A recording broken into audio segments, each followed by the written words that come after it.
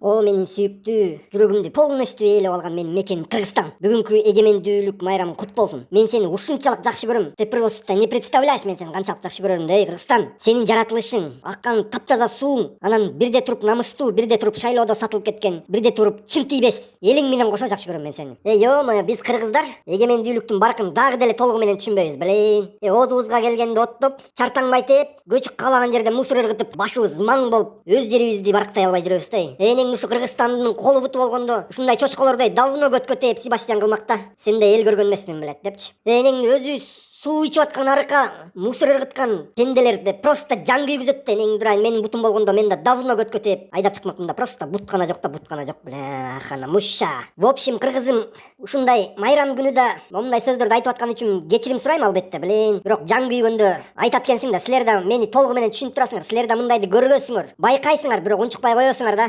Ошолорго как достучаться, просто не знаю, кыргызым, майрамың кут болсун. Мендей былтыйбай намыстуу бол. Кыргызстан дегенде любой жерден төбөң менен тик сайыл, эч жерден абидага бербе. Бирөө Кыргызстан жөнүндө жаман айтса, ошол момент өпкөгө как, себеби бул жер ата бабаларыбыз калтырган жер, биздин чоң ата чоң энелерибиздин арбактары жаткан жер, ошол үчүн көкүрөктү бийик көтөр дагы, кымындай сөз тийгизбей ата мекениңди коргоп ал. Майрамыңар кут болсун анда.